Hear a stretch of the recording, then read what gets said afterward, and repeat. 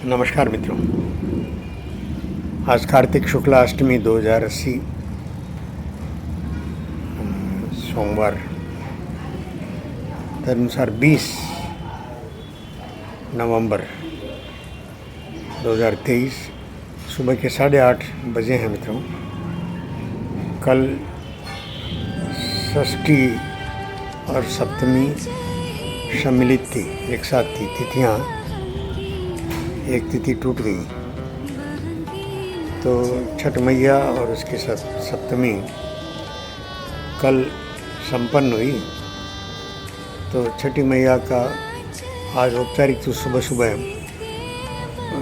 पानी जाकर जैसे विदाई का वंदन होता है वैसा हजारों लाखों स्त्री पुरुषों ने कोलकाता में भी किया है। और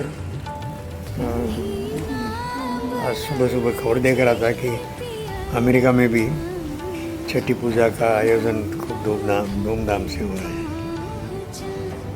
ये जानकर प्रसन्नता हुई थी कि अमेरिका भी दिवाली के बाद अब छठी पूजा भी, तो भारतीय जहाँ जहाँ जाता है अपने उत्सव त्यौहार अपने संस्कार साथ लेकर जाता है और उनकी उपस्थिति मात्र से उसका विस्तार होता है।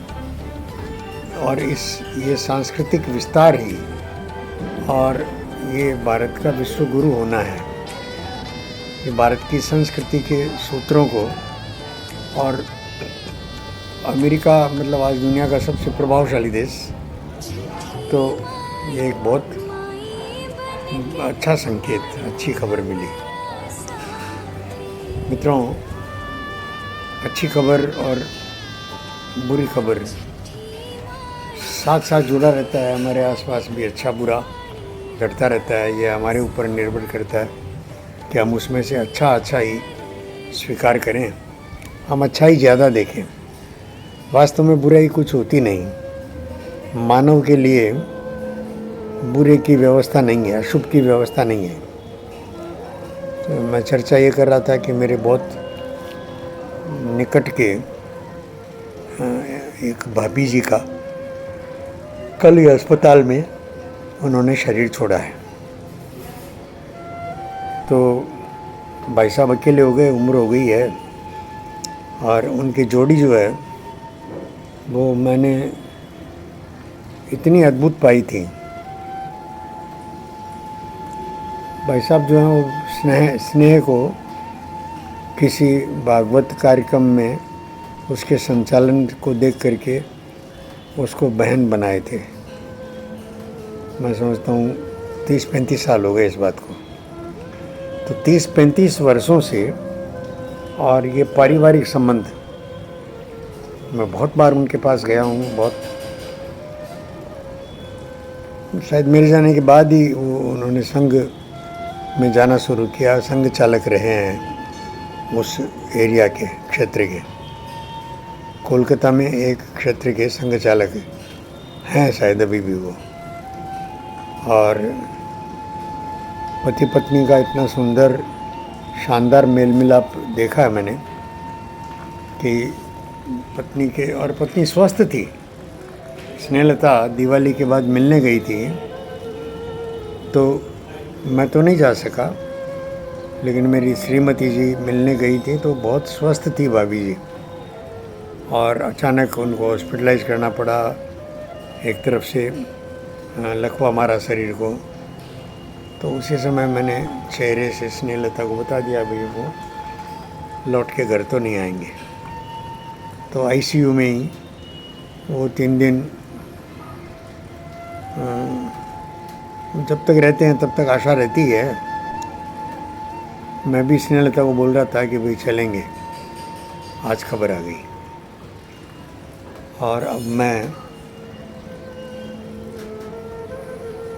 मुझे दिखता ही है कि भाई साहब भी अभी अधिक दिन नहीं रहेंगे, क्योंकि लता भाभी जी के बिना अंबिका जी भाई साहब, उनका पल पल कठिन होगा काटना।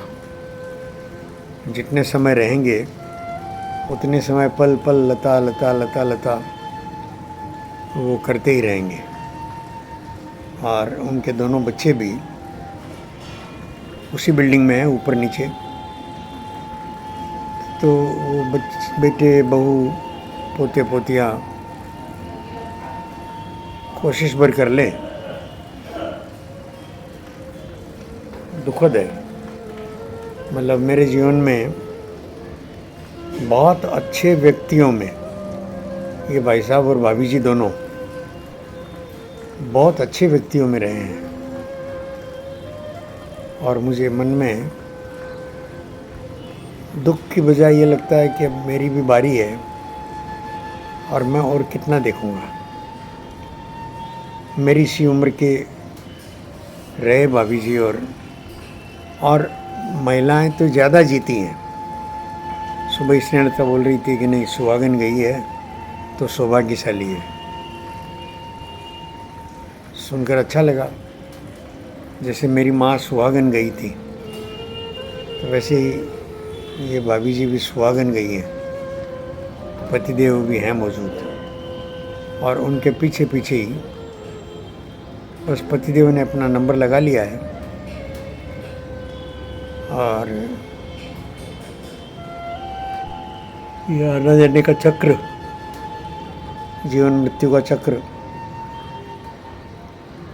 मित्रों, इसको मैंने बहुत दिशाओं से स्वयं अपने पर और मेरे और निकटस्थ मित्रों पर देखा, समझने की कोशिश की है, बोला भी हूँ। तो देह छूटी है, और उनका जीव जिसे कहते हैं, आत्मा कहते हैं, वो तो अभी आवागमन में रहने वाली है। भाई साहब भी जाएंगे, और अगले जन्म में कहना तो मुश्किल है कि किस रूप में मिलेंगे, लेकिन दोनों रहेंगे पास पास।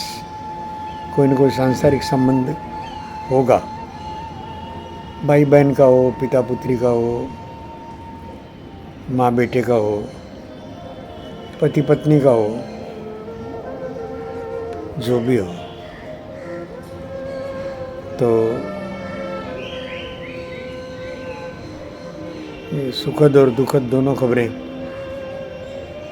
आज मैं ऑफिस जाने का मन करता था, लेकिन अब ऑफिस जाने के बजाय स्नेहलता के साथ और भाभी जी के इस उठावने पर जाऊंगा।